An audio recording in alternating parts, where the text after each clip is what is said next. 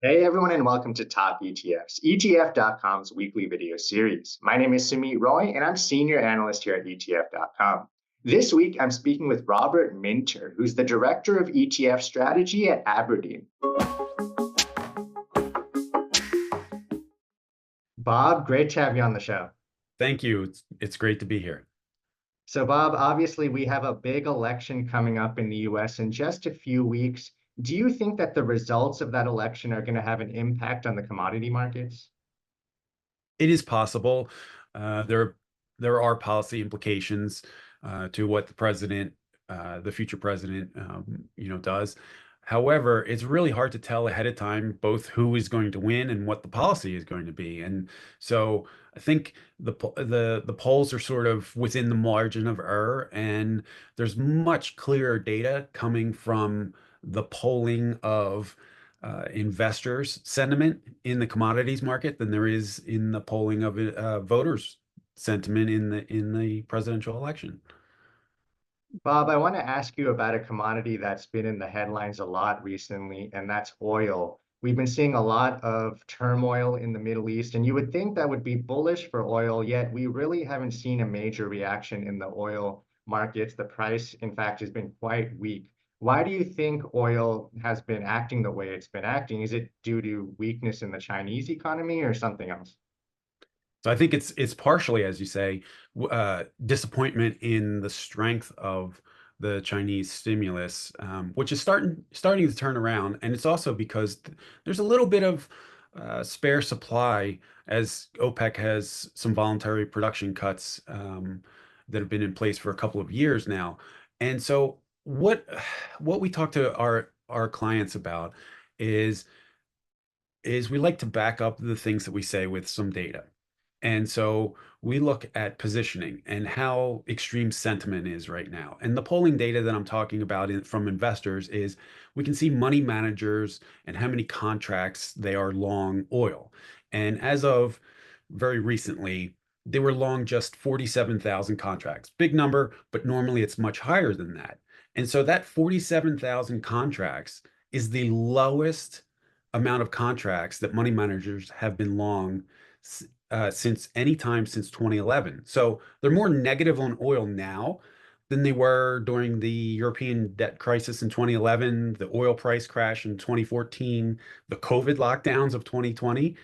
And so that looks like investors are offside. They're too bearishly positioned. And so we looked at the other 8 previous periods during that time period, um, when we had very low sentiment, similar but not as extreme as this. And oil averaged 46% returns in the next 6 months off of those 8 previous periods. So historically, contrarian investors have reaped pretty nice rewards by going long when the sentiment is so very negative as it is now. Interesting. And do you think investors should be adding to oil exposure through ETFs, like the futures tracking ETFs that are out there? So there's a number of ways people can get oil exposure in their portfolios.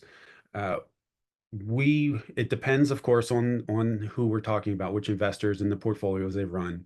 But from our perspective, the easiest way, the less concentrated way, would be in a broad commodity index. You might not want to be all in one specific commodity, like oil, that can at times be volatile because certainly things can happen. We would push people towards a broad commodity index, something like the Bloomberg Commodity Index, for example. That's fair. And we've talked about the weakness in oil, Bob. One commodity that's been heading the other way is gold. It's up something like 30% year to date. It's close to record highs. In fact, it's been hitting record high after record high.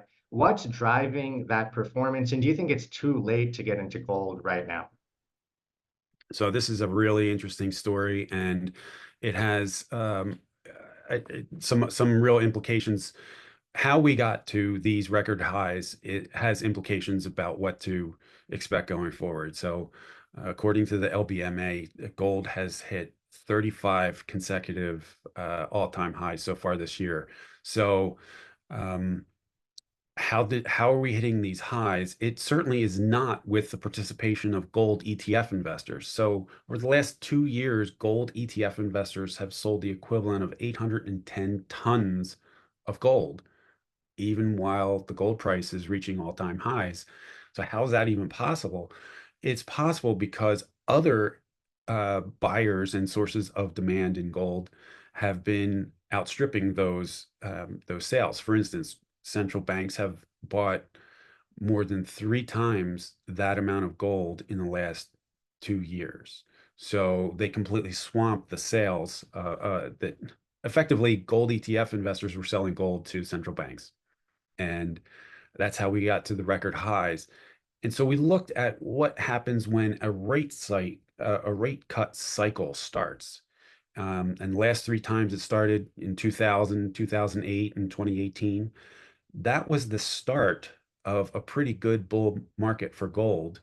In 2000, it kicked off a rise of 57%. In 2008, it started a run in gold prices that rose 235%. And in 2018, gold rose by 69%. So this is typically the cuts, which just started September 18th, are sort of the beginning of the gold bull market, not the end of it. And so other factors took us up to this level on gold price. And do you think gold is similar to oil in the sense that it's better to get exposure to a broad index of some sort, or is gold different than oil? You can just buy gold individually through ETFs or whatever investment vehicle you prefer. It is a little different. It doesn't have the same volatility. It is referred to as the only form of money that is not someone else's liability. So if you think about any of the major currencies, it's effectively the liability of the country that issues the currency. So in that way, it has other positive properties. I hesitate to call it a risk-off asset because I think that hides it's you shouldn't look at it as insurance, um, but for gold ETF investors to now own roughly the same number of ounces of gold as they did in 2018, before all of the COVID spending and trillions of dollars that were spent and increased in U.S. debt and deficits, that looks offsides to us. That investors should hold significantly more than they did at that time. Finally, Bob, I want to ask you about platinum and palladium. These are two precious metals that have been absolutely trounced by gold when it comes to performance. Why is that, and do you think they can make a comeback? Sure. So, boy, platinum and palladium really have sold off recently. Uh, I guess platinum prices are about 25% lower than their all-time high in February of 2021. Palladium 66% lower than their all-time high at $3,100 an ounce in March 2022. And some of that negative sentiment comes from what at the time was a very strong outlook on the sale of electric vehicles. Now, China is getting electric vehicles correct. They have solved all the problems that Europe and the US are still struggling with to make them more popular. But there was a Deloitte global automotive consumer survey released earlier this year. And it was pretty interesting. It said that 88% of US car buyers preferred vehicles that were powered by either fossil fuels or a fossil fuel engine and a battery combination to power their next auto. So the important part is 88% of the car buyers want a car that's going to need platinum and palladium for emission reductions.